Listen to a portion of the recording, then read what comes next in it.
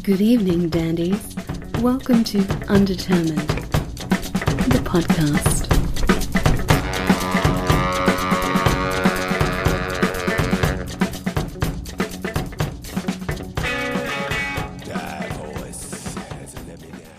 You know, I'm reaching for things behind my computer.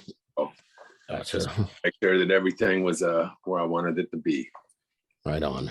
I'm gonna chew on a little bit of stuff. I just took some medication I should eat. This is what we call green rooming. Yeah. Mm.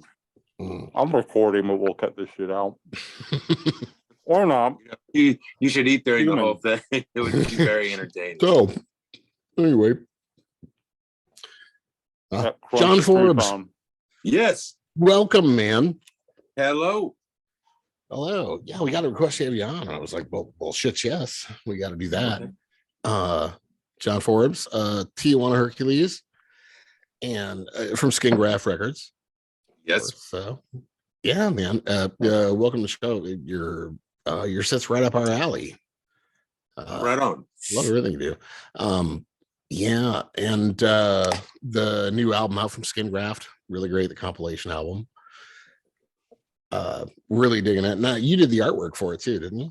No, I didn't do that. No, you didn't. Rob Sires, I believe, did the artwork. Okay, right on. But you do a lot of artwork, animator. I do as well. a lot of artwork, but not for that one. Not for that one. Not for this one. Okay, sorry, could have fooled me. Oh, hey man, that's no problem. That's no problem. So we were debating right before you came on about where exactly you're out of now, because I know you're in like Atlanta, Chicago. Now is SKiN GRAFT out of St. Louis? Because we're both Missouri boys. Okay, yeah. SKiN GRAFT started in St. Louis. Okay. And Mark and Rob are from St. Louis. They were childhood friends down there. And then they both went to school, college up in Chicago. Huh. Okay. And but they started down in St. Louis. And I'm running it out of Chicago, and Mark lives in Vienna. Oh wow. In Austria. Wow. Yeah. How's that working out with a long distance thing? Very easy. Surprisingly not too bad. Cool. Not too Internet bad. makes a lot of those things easier. Right. If there wasn't the internet going on, everything would kind of be, kind of screwy. Right. And impossible to deal with. Yeah. We got somebody, mutual friend of the show, Tressa Slater, says hello. Hey, tell Tressa I said hello back. She's fun. We really enjoy her. Have you done her Asylum case studies? Twice. We've done 2 episodes. Yeah. Oh man, those things are fantastic, aren't they? Oh, she's so funny. She really is. She really is. I love her stand up. Yeah, she brings up the funny in us too. So we've been on it twice. I'm like, every time we're done, we're chomping at the bit to do it again. Yeah, right. I'm already ready to do it again, and we really should pace ourselves. Yeah, those movies are so horrible, but they're so fun to research. Yeah, right. That's the only reason to watch those twice. Sure. Right. Yeah. Have you done one? Oh yeah, I did. I did the one about the zoo that got taken over by all the animals became zombies. We did a zombie one. Yeah. I think the Asylum movies, everything is zombie in those. Yeah.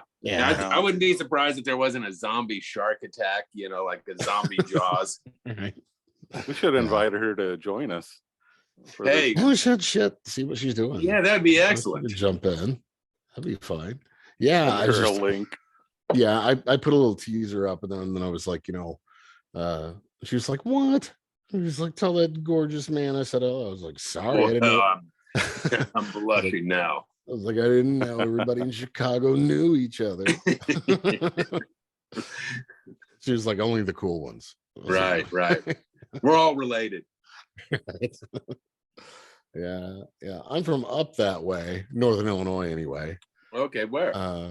Morrison, Illinois, Whiteside County. So it pretty much like right across the Iowa border, but parallel. Oh, okay. With Chicago. So Chicago was the city growing up. It's where we to go to the city. So yeah, it checks out that everything that I've been hearing on the label, I dig, man. Dazzling Killman, you got them on there. They played Missouri quite a bit too. Yeah, they were Missouri. Yeah, St. Louis guys. St. Louis guys. Mm-hmm. Yeah. They were kind of like the flagship, the original band. Yeah. More or less one of the original bands on SKiN GRAFT. Wow. Yeah, this compilation, you got a lot of cool shit going on and a lot of great artists. David Yao and Yowie and you guys, of course. Right. Yeah. That's it. That's a good compilation. Yeah. What? I don't know what the beep is. Right. I'm turning it off. Okay. Who knows who it is? It's very important. No, not really. What's on tap tonight? Yeah, what are you drinking? What's that? What's on tap? I'm drinking a Illuminated Brewworks Trust lager. I like a lager. Yeah, so do I. I could really use one right about now. Yeah. I have a little whiskey and Coke. But that's even better. Yeah, it can be. I went to a tasting this afternoon. They served like liquor and pie.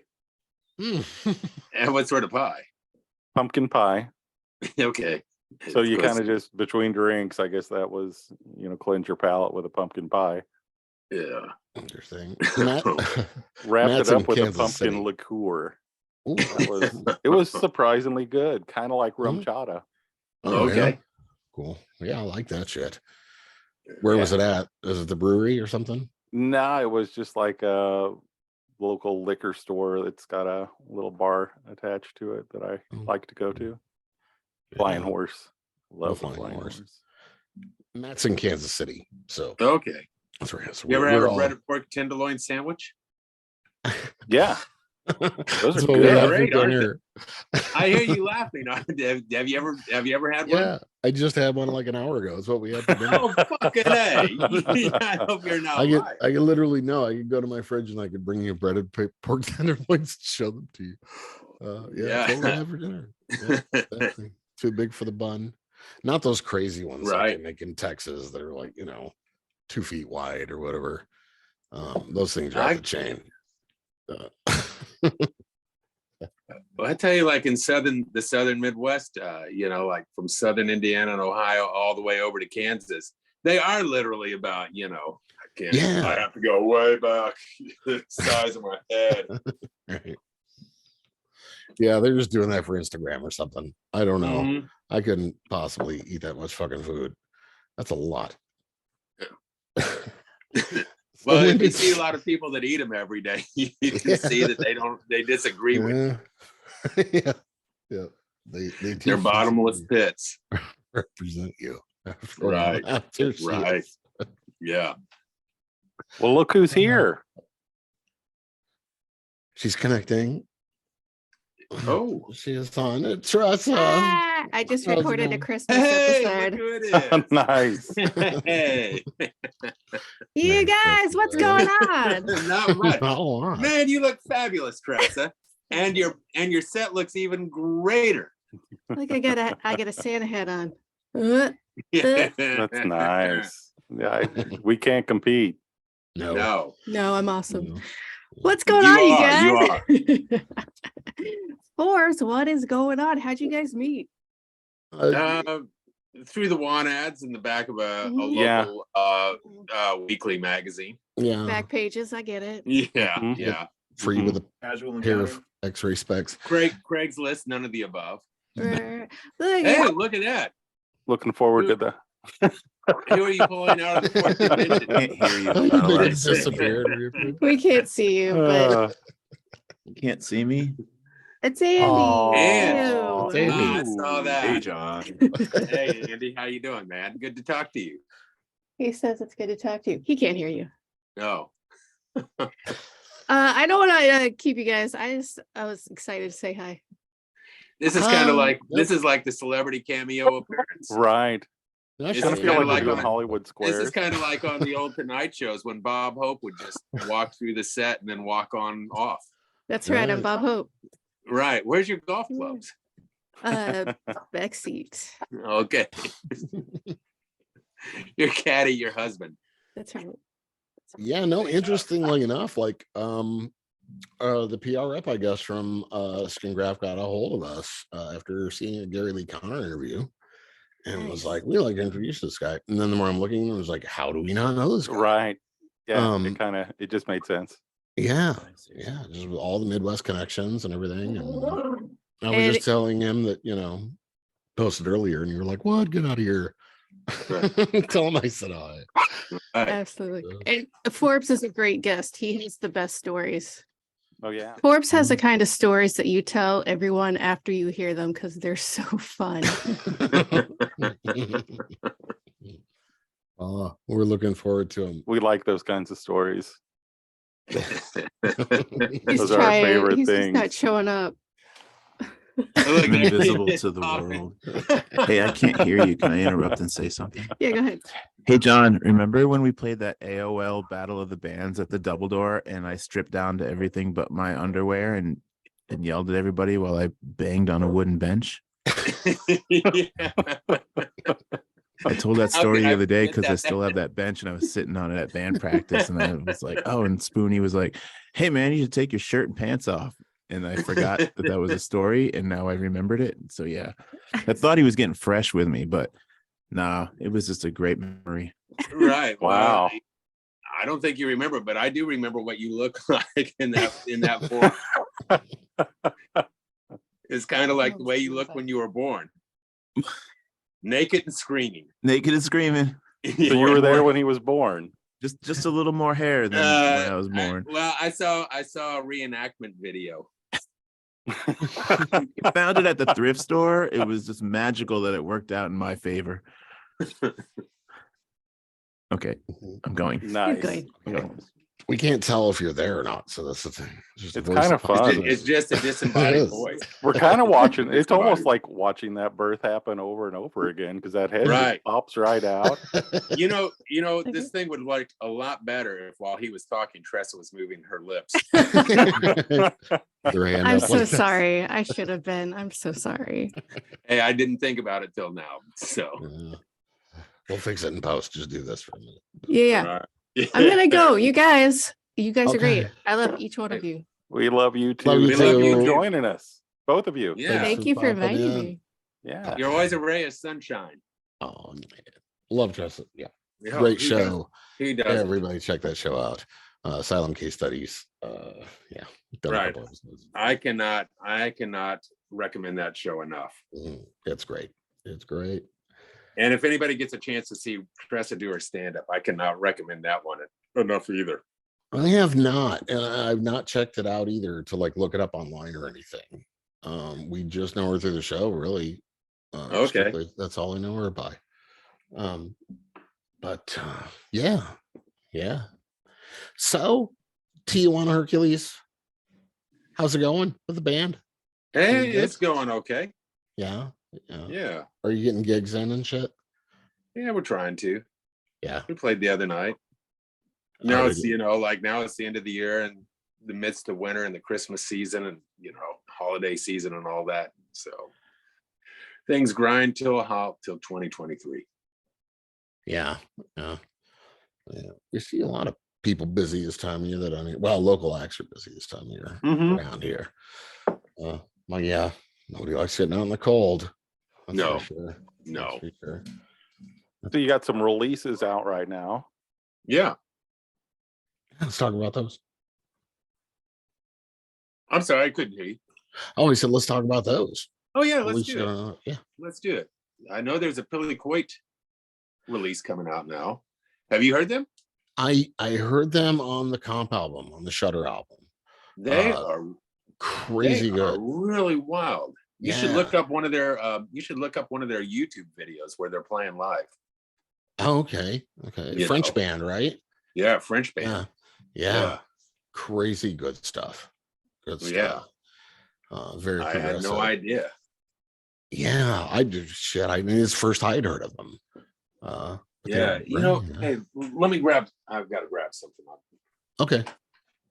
You can keep talking. I'm just over here grabbing You're good. This is a Billy Quoit. Yes. Even though there's a glare. Yeah. Yeah, we can see that. Great record. Okay. Yeah, I started listening to some other tracks. I only heard that one. I started listening to some others and ran out of my commute today. But yeah, I'm definitely gonna check out more. But it's really, yeah, it's nothing like I've ever really heard before. I mean, I can't compare him to anybody else. It's very progressive. I mean, it's rock still. Yeah. You know, noise rock for sure. But even, you know, and I listen to some pretty avant-garde shit. Mm-hmm. You know, I mean, Patton-esque, maybe that'd be a stretch even, because they're not even like that. No. No. But refreshing and new sounds, man. I just love that people are still coming up with new sounds. Hey, you know it. Mm.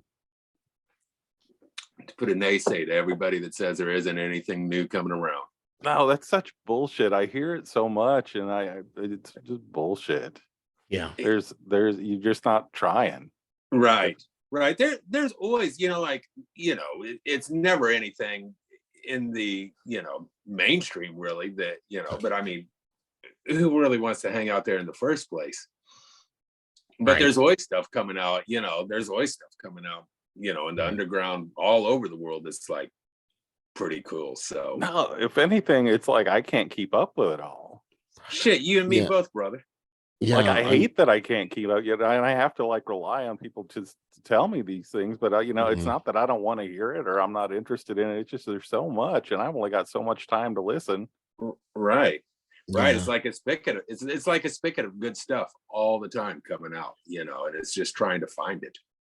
Yeah, and it's a bigger pile to dig through these days, certainly. Yeah. Just because anybody can put themselves out there. I mean, we can put ourselves out there as a podcast. It's just something we wouldn't have thought we could do 20 years ago. Nobody could do just a radio show for fun. No, it was an impossibility back then. Like it just sort of seemed like everything was, like especially like in a podcast or anything, it would seem like it was all like major radio stations or there'd be community radio stations, but you could only be heard on a 10,000 watt basis, and there was no internet really to listen to. Maybe like at the end of the last century. Yeah, I mean, if somebody tried to explain to me like 30 years ago what a podcast would be, I'd tell them, who would listen to that shit? What? Sounds like fun. Yeah. Well, or if somebody would have told me you're going to have a show where you get to talk to all these people and you're not going to make any money. What? You mean you guys aren't making a lot of money? No, nope. I'd love it. I'd love it if we started making any money, really. But you know what? It's so much fun doing it, even if we just, call it even. We get a surplus of fun and stories and memories and shit. Oh, and especially this is a lot cheaper to get in a sports car. Right. I mean, especially the pandemic, it was a lifesaver, for socializing and just meeting people, talking to people, God, it was, saved my sanity, I think. Yeah, too. For sure. That's important. That's valuable. What'd you guys do during the pandemic? Were you did you have to socially isolate all the time, or? Pretty much. Yeah. I got lucky. I just landed a job working from home. Like literally, I started working from home the week before everything shut down. Yep. So that worked out pretty well for me. Yeah. Well, I teach, so we know how that went. Or at least most of us do. We stayed home. We made a half-ass attempt at trying to do something via internet with kids, but yeah, it wasn't too great. Yeah, I could only imagine, man. Yeah. Do you have to deal with it? Do you have to deal with all that fallout from that I did for a little while to get kids back on track, but the kids are a lot more resilient than we give them credit for. They really, they impressed me more than the way a lot of adults handled it. Yeah. When they came back to the real world, they were just like, trooping along, and they're like, okay, here we go back to reality. And we were, our minds were melting. We're like, what do we do? How do we people? I forgot. And but they were really good at that. I'm impressed. Well, like kids have no point of they have no point of reference really to go by, so like everything's always a new experience. Right. They just assume it's normal. And so like a lot of adults during this, just had more or less a collective nervous breakdown. Right. Yeah. I remember going to like the grocery store when everything had started, and this girl coming in, and you could tell she was just about to like just fall on the floor and start crying. Like, just like, oh my God, I'm in public right now. What am I going to do? Am I going to die? And I felt so bad for her. Yeah. Oh, like that's gotta be a tough place to be mentally. Absolutely. Yeah. Yep. Enough of that sad stuff, though. It's over, right? Yeah. No. Right. Yeah. It's over, and this is no fun. This is no fun talking about. And one thing that got us through a lot of it is just music, having good music, good variety of music, getting to check. It was a great time to check out new stuff. Right. And you kind of bringing it back to what we were just talking about, and having so many things out there, and so much variety, and just kind of weird and fun. You're putting it together for a lot of us. You're like going out and you're finding a lot of these artists. And you got like this new compilation you've got is pretty sweet. Right. Now, I would put all the credit for that on Mark. Okay. Thank you, Mark. Mark Fisher, who actually runs SKiN GRAFT. I just more or less, we talk about things, but I just more or less help him out over here on this side of the Atlantic Ocean. Right on. Well, what else did he tell us that we had to talk about? Should I pull up his emails? Yeah. I want to plug this. For sure. I said we get to it and more. So this is that was like the 150th release. Yeah, man. Can you believe it? It's very hard for a label to last that long nowadays. It is. Especially like an independent label. Yeah, it is. I think there's some really good independent labels out there, and we're finding more and more all the time, and we're really happy to see them and try and support them and help them out, because they need it. We need them. Yeah, and we all need to be entertained. Right, and I especially think the diversity that blows my mind too with the label. Like working with Melt Banana and some of those. How did he hook up with them? Do you have any idea? I believe it was through KK Knoll of Zinni Geva. Okay. He turned Mark onto them back in the 90s when they first came over here. Oh, right on. So like when they were originally a 4-piece. Was how that all came about. They were mind-blowing the first time I ever saw them. Did you ever see Space Streakings? I never and I never caught Banana live either. I mean, I've got a lot of their music, but never caught them live. I really wanted to. They actually played our little town here. I'm kicking myself in the ass for not going. I just couldn't go. When was this? On this last tour? I think the tour before, but they played Columbia, Missouri, which is just like, that's where I live. It's like a college town, USA, like 100,000 people. So we don't get the best shows, but we're right between Kansas City and St. Louis. So sometimes you catch one. Right. As they're going down the corridor, down the middle of the state, they stop, here sometimes for a show. So, right. My old neighbor used to live. He was from Columbia. Oh, right on. Yeah, he told me a story once about when he was a teenager. He was working as a busboy at a restaurant, and next to it was a theater, and Chuck Berry was playing at the theater. Yeah. And he was outside smoking a cigarette, and he saw Chuck Berry walking down the alley with 2 women, and he said, Chuck Berry, I'm a big fan. And Chuck Berry goes, fuck you. And he said that Chuck and the women just started laughing their ass off after Nice. Yeah. Nice. This is saying I gotta upgrade. What? But yeah, he lasted so long. Well, from what I know, he wasn't into drugs or alcohol. He like never touched the stuff. No, he was into other shit. He was into girls. He was into ladies. Yeah, exactly. Man, I saw him once play in Chicago, and it was a fucking god awful show. You know, like it was just like a big fuck you, you know, like changing keys, not playing well, guitar out of tune, not singing the right lyrics. And then we went to see him in St. Louis at the Duck Room, which was like in Blueberry Hill, which is a small place. And his family was his backup band. And he played his ass off, and his hands looked like they were about 1.5 feet long. Yeah. Oh, crazy. But it was like he was really great, you know, that night. Yeah, he played here in Columbia. We got like a 9th Street Summerfest thing, and he played here, and it was one of those deals. A buddy of mine was like, "Yeah, man, how much longer do you think he's going to be around? You got to come on, see Chuck." I was like, "Yeah, you're probably right. It might be the last chance I ever see. Just to say I saw Chuck Berry." Right.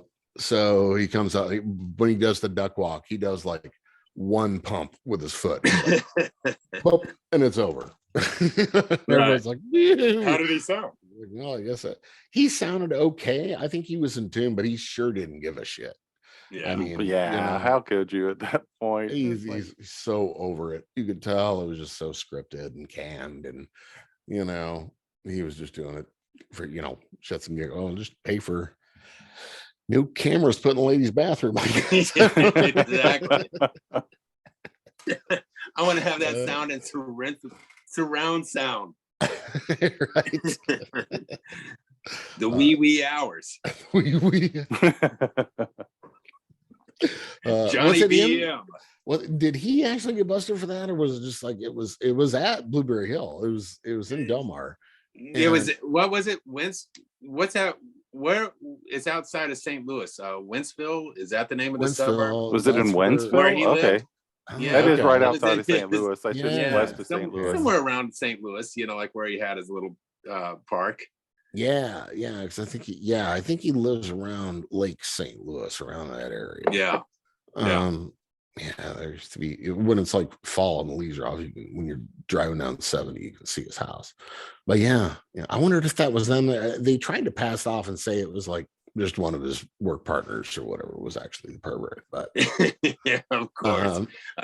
Man, I met this guy that played with him in late 60s when he did that tour with the Stones on the Altamont. Oh, yeah. And this guy totally looked like, the 60s, like he kind of dressed like he's from a spaghetti Western. That hippie look, the pants and all Eldorado'd out. And but he was telling me stories about, like, he was sitting on an airplane next to Chuck Berry, and there was a satchel, and he kept hearing clicks and clicks. He goes, "What the fuck is that noise?" He said, "Hey, you wouldn't believe this." And he was taking pictures up women's dresses as they were walking by. I'm sorry to laugh. It's gross.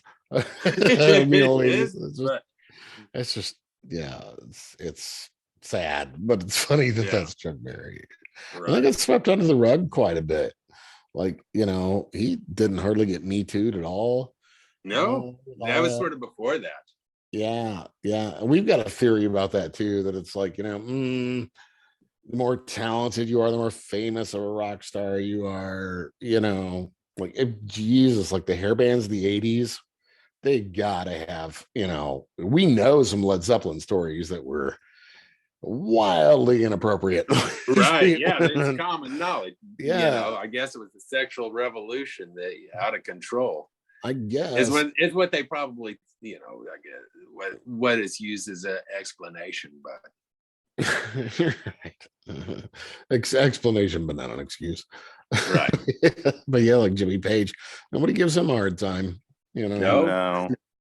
Well, They probably should. They probably should. Yeah. It is what it is. But did you ever see Jerry Lee Lewis play? I didn't. No, I got to see him. It's like maybe about 10 years ago. And he canceled the first time. And and I thought, okay, like it probably is gonna, probably not gonna be any good because they don't care. He showed up an hour and a half late, but he played his ass off. It was unbelievable. That the guy that sang in the Hombres, you remember that song, When the Water Goes Down from the Spout, Let It All Hang Out. Hang out, yeah. That 60s hit. Yeah. He was the bass player. And the band was just in complete reverie while they played. And Jerry Lee was, playing his ass off.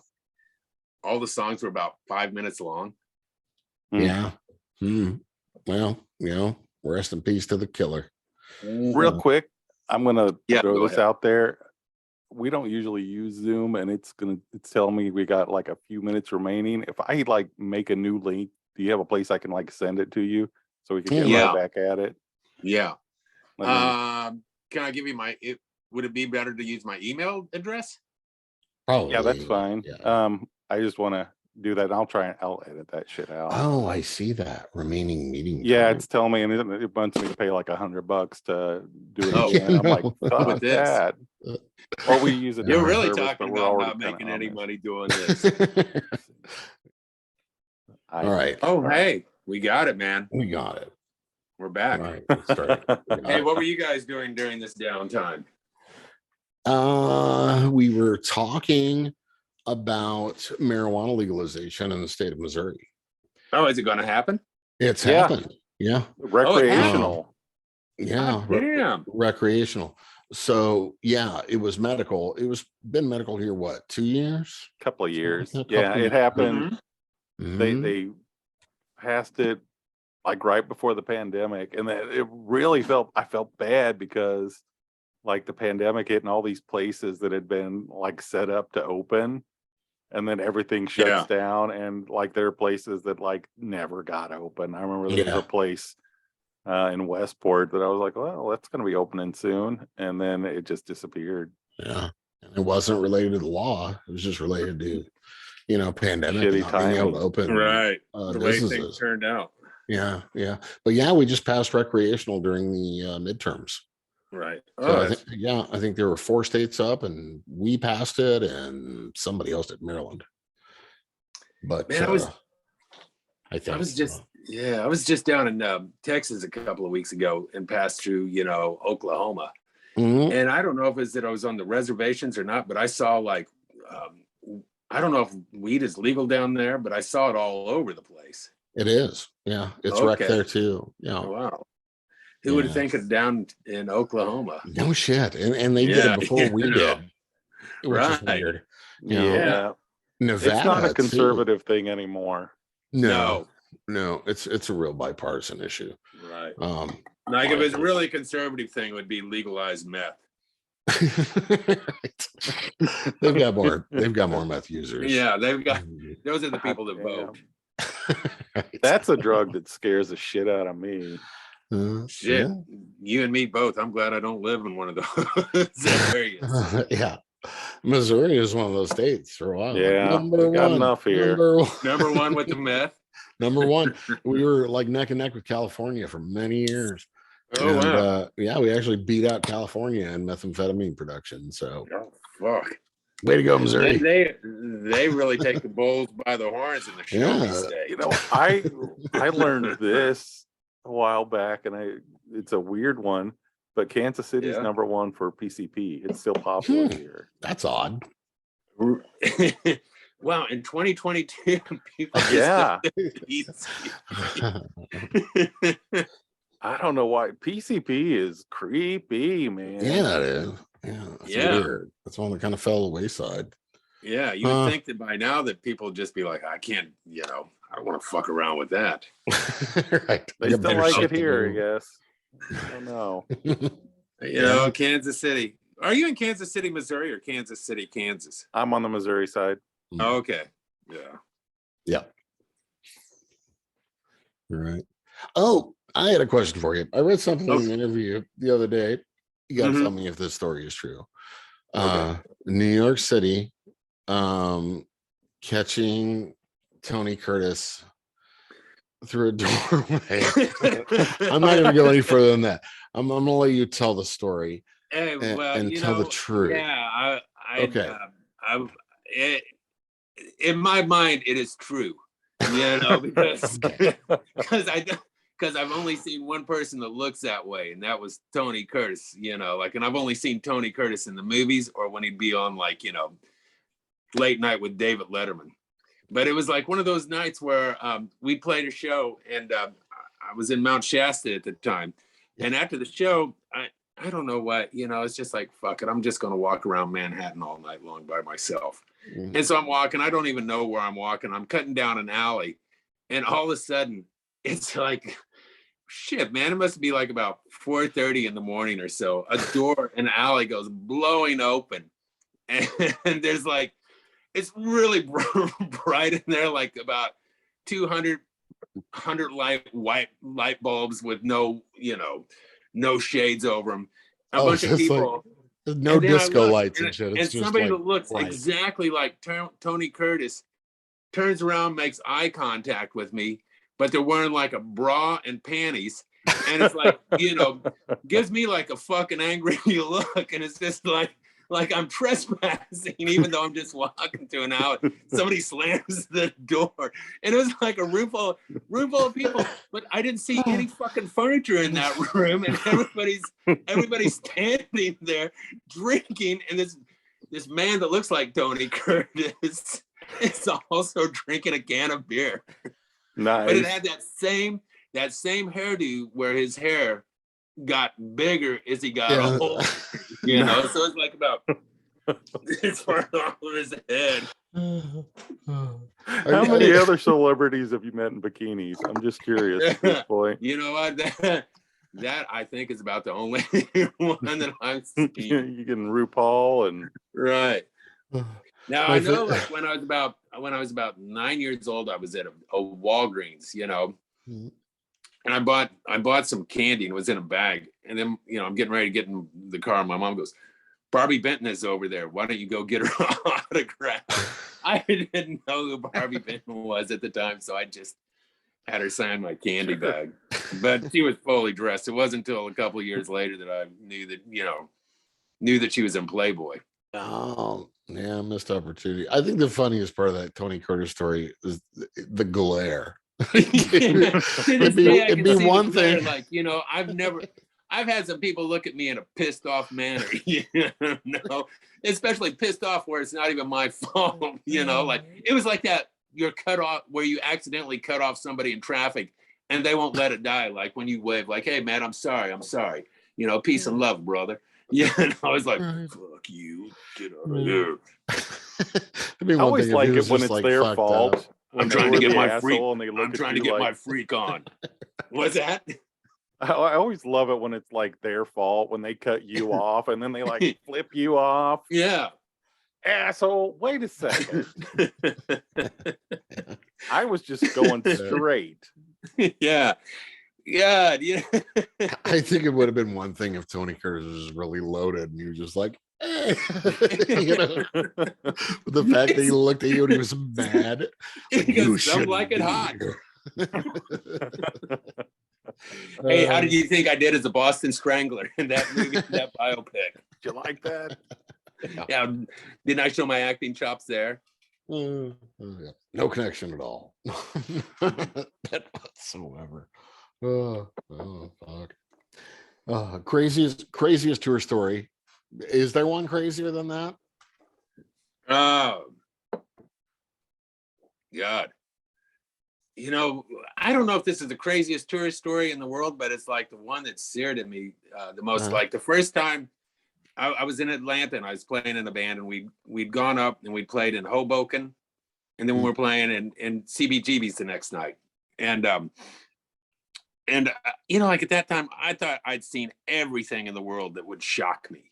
You know, like I thought I was unshockable. And we get over to Manhattan, and it's like noon, and it's like on a Saturday afternoon, like at noon, and at a stoplight, there's two homeless guys. One homeless guy is sucking another homeless guy while there's people walking, and there's a man with a toddler, and he's just standing there videotaping it, and we're stopped at the stoplight. And, you know, and I'm sitting there like, what the fuck is this? And then the guy with the dick in his mouth makes eye contact with me. We're just sitting there looking at each other in the eyes for what seemed like about a half an hour. Anytime's too long. Anytime. Your seconds. Yeah. It's like the time stopped and was going backward.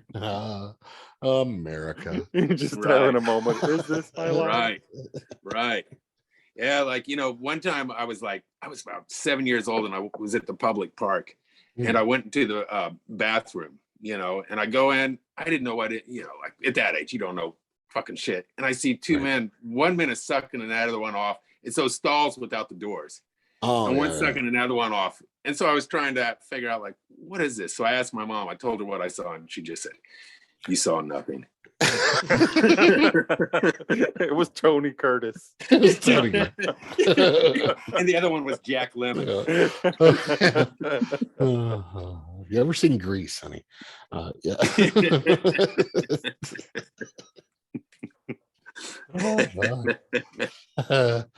Oh man. So gotta ask you too, what have you been listening to lately? What's turning you on besides, you know, the stuff that's on the label, or just, you know, what do you listen to when you're washing dishes and shit? Oh man, well, I tell you, hold on a minute. Let me grab what I've just got over here. Okay. I'll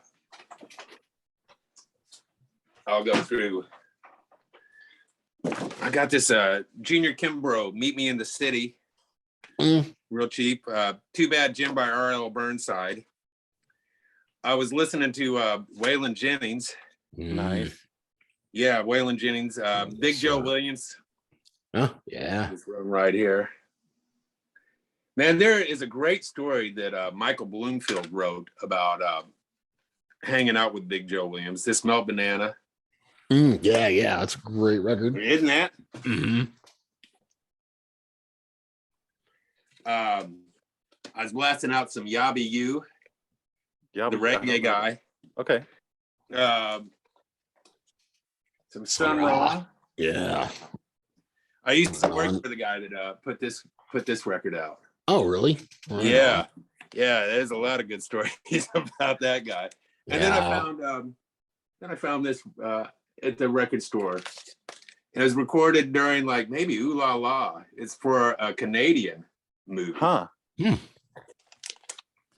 Ron Wood, huh? Right. The guy that put out the Sun Ra also put this one out. Okay. Oh, really? Okay. You know, yeah. And he's passed on now. You know, like he lived to be about his upper 80s. You know, he's from St. Louis also originally. And I'd read a story in an Iggy Pop biography about like when Iggy Pop, when he wasn't Iggy Pop yet, he came to Chicago. Like he was kind of Motown in it and drumming. Yeah, and he wanted to take drum lessons from Sam Lay, the blues drummer. And so he was staying with the guy who put those records out, who was just politely, to put it, like one of those 1950s type of freaks, you know, like, "Hey man, you motherfucker," you know, all that sort of shit. You know, like every other word was motherfucker was a verb, a noun, an adjective, everything else. You know, like after working there for a while, everything was like, you know, somebody say, "Hey, you know, like how you all right, motherfucker," you know. But anyway, like I read this story about how like Iggy Pop peed in his, you know, like he was staying at this guy's house, Iggy was, and Iggy peed in his water. And and it was like a regret of Iggy's. But then like, and this guy was like the stereotypical, he was entertaining and he did a lot of cool shit, but he was a real ball buster to work for, you know, like everything, you know, like when he would come into the record store that I worked at that he owned, we'd all be sitting there looking at the street, and it was like being on death row getting ready to go to the chair, you know, like, and he's the executioner, so everybody would run away from the counter, you know, and this old man would come in and yell at you all fucking day long, especially there's customers there. And this guy came in, and I knew about this story, but I never tried to engage with him about it. But he brought it up, you know, like about like this guy came in, was wanting to buy some blues records, and he had like a kid that was probably about 12, and he goes, hey, I want to start a vinyl collection, you know, like, and it's just like, you know, a bunch of stuff. And then the old man goes, hey, what's that fucking shit? You know, and the guy's only like about 3 feet away, and he goes, hey, he wants to start a vinyl collection. He goes, man, for my fucking 83 years old years, motherfucking CDs are just as good as motherfucking vinyl. And he's just saying all this shit. And then all of a sudden he turns around to me and goes, you ever hear my Iggy Pop story? And I said, no. I knew the story. I go, no. And he goes, yeah. You know, like total talking like the 1950s beatnik. Yeah, man. You know, like in the 60s, Iggy Pop came down. He wasn't who he was today, but he came down and thought he'd take some motherfucking drum lessons from motherfucking Sam Lay. Got too big for his motherfucking pants. And I was laying there in bed, and it was a 2-room flat I was living in at the time, man. I was laying in bed with a motherfucking 102-degree fever. And I said, hey, motherfuckers, somebody give me a drink of water. So he brought a drink of water, and I started drinking. I said, this is full of piss, you motherfucking stooges. I threw it at him. That's how they named their band, man. So he's claiming he named the Stooges? He named the Stooges. Nice. My favorite Iggy Pop quote is he was interviewed by a journalist one time, and they asked him, like, so what advice do you have for people out there who are trying to find a good manager? And he said, the best thing I can tell you to do is like call them up about 3 o'clock in the morning, have them come over to your apartment and do your best to try to fuck a candy bar and tell them you're sad. And he's like, and he's like, if they stick around and they try to talk you down, he's like, that's a good manager. He's like, if they just say fuck this and they leave, he said, don't hire them. They be fair weather business partners. Right. Yeah. Funny. I can't even imagine some of half the shit he's forgotten. Oh man, when I was about 16, I knew this guy that was 22 that was like, you know, it was weird. He looked kind of like if Spock and Bruce Springsteen had a baby. And that was two of his big heroes too, that and the Stooges, you know, like, because he would say like goodbye, instead of goodbye, it'd be like peace, love, and motherfucking Iggy and the Stooges. You know? Nice.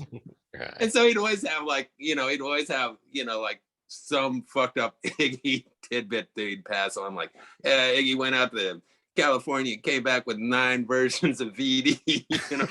9 versions. How is that guy still alive? That's amazing. amazing. Man, tenacity. Yeah. Tenacity. Yeah, it's gotta be. Just, you know, the mean ones live a while.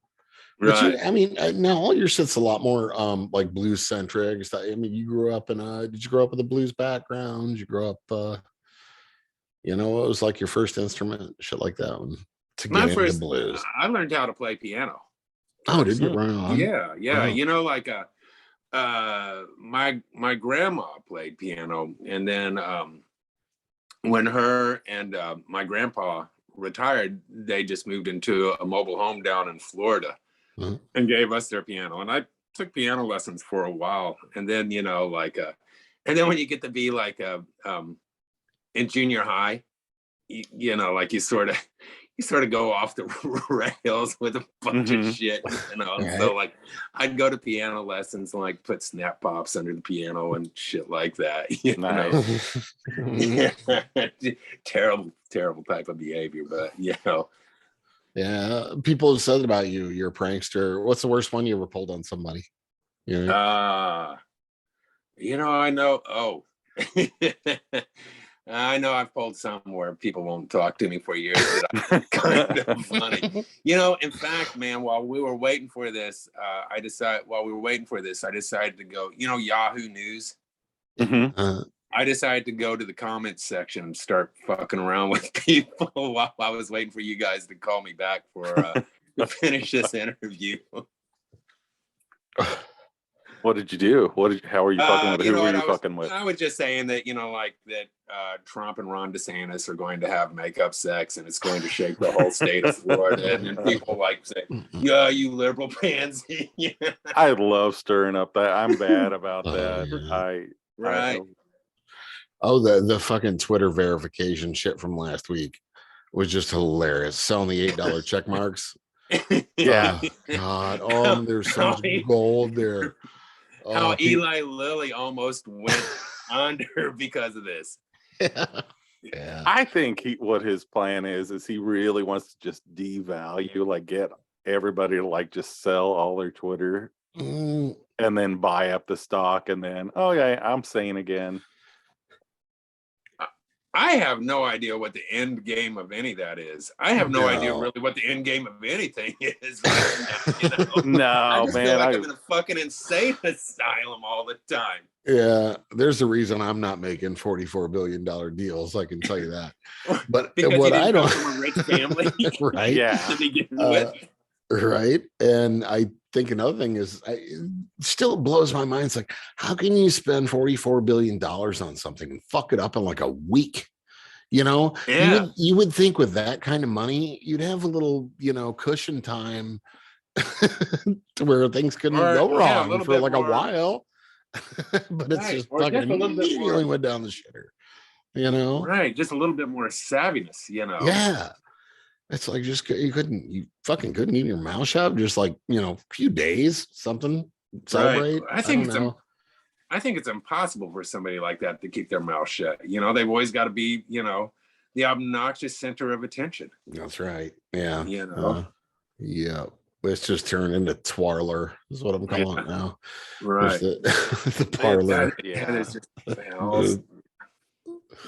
fucking exhausting. Exhausting. It is. It's very exhausting. I had a fake Twitter account for a little bit, where I just wanted to go on and just like say a bunch of, a bunch of political shit, or just to see how much anger I could, elicit, but then after a while, it's just like, as if, like these people that are yelling at me or, are even real people. And it's just like, I don't even know who these people are. This is an exercise in futility. You're not, but it is kind of fun. It is kind of fun to see somebody, because it's just like, I don't know if these people are even blowing their tops at me and are being genuine about it. It's not like the gratification of like when you could do a prank phone call, and if you knew somebody was yelling at you, you knew that they were really mad at you. Right. Yeah. So many, that cult though, and it's a cult. Yeah. Just the ultra MAGA whatever thing, it's hard not to fuck with them because they're so God, they're just asking for it. They're and you can't talk rational to them no matter how hard you try. Like I will try to be like, okay, here's all this evidence that shows that you're wrong. And you can go out, here's where you go. I can point out where you can verify all this shit I'm telling you. Fake news. It doesn't matter because they'll say, well, that's they. Who's that? That's they. Yeah. All right. Well, I'm just gonna fuck with you then. Right. And that's like, right, man. Like I, like you can see different areas. Like I went down to, I was down in the Southeast at the September, and I was expecting to see the worst, but I didn't really see too much.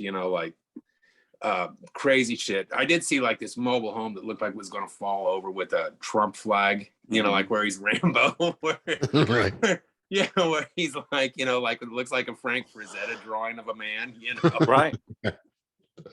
And but man, when we went down to Texas, it was just like fuck. We stopped at where Lambert's is? Missouri, where they throw the rolls. The throwed rolls. Yeah.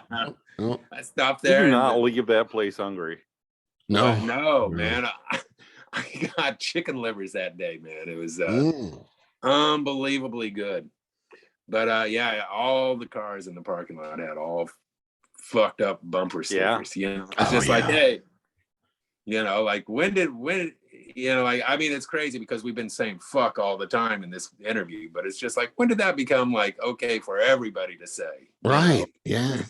I mean, we can, you know, like people like us can say because, you know, because we can. Because we don't give a fuck. Yeah. Right. Yeah. That's we're sort of deviants, you know. Yeah. I was thinking that even driving to Kansas City last time I went to see you, and there's this company called Big Ass Trucks. You know, it's like that's what they sell, lifted pickups. They're taking all the fun out of cursing. Yeah. It's like I can't. It's no fun. They're obviously like, you know, a redneck conservative, you know, company or whatever. It's like, but when is it okay just to put ass on a bit? Like, when did that happen? That it was just like, you know, I'd like to call them up and say, hey, can I speak to the small dick truck division? I'm looking for something to enhance this. Oh fuck. Yeah, that is weird how that kind of slipped in. Yeah, it happens a lot. Right. I'm not digging it. I'm not digging it. No. Or you can, you know, just rephrase it. I dig swearing, but I don't dig that part of it. Right. Mean-spirited swearing is different. Yeah, that's what the whole thing is. There's no humor into it. No, whatsoever. It's just like they like to be able to hate openly. Yeah. And that's creepy and sad. And there's an energy with it that I'm just like, I don't think you guys understand how fucking awful that is. Yeah. Well, and it's you can't say anything about fuck. I don't even really engage in that. But it's you're right though. It's like making it a dirty word, and rather than it just being a fun word, it's like remember, I mean, like when Trump said I grab him by the pussy, it's like everybody in the Republican Party said everybody's just mad because he said pussy, and it's like no, that's not that's not it's the grab him, it's the grab him by we have the problem with. Right. It's the assault part. Right. Yeah. Not in short, it's not gentlemanly. Right. If he'd have said grab them by the hoo-ha, we'd have still had a problem with it. Yeah, just because he's grabbing them by things. Right. You shouldn't be grabbing. Keep your motherfucking hands to yourself. Right. Son of a bitch. Yeah, dick. Yeah, I can't believe he's running for office again. Right. I can't believe it. He's got no choice. What's your prediction though? What do you think? That would be hilarious to prank phone call though. Oh fuck. Oh my god. I bet he's extremely gullible for shit like that. Oh, you know that.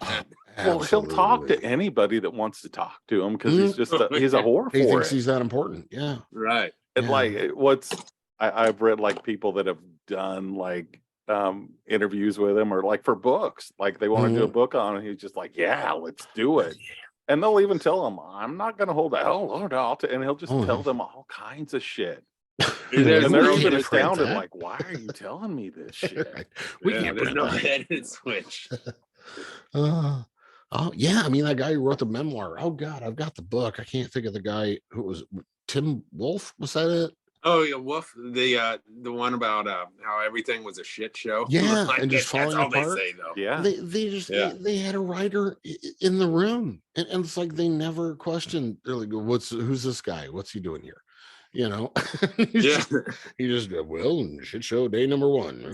He's right next to him, and they're just spilling the beans. Right. You know, not a single fuck given by any of them.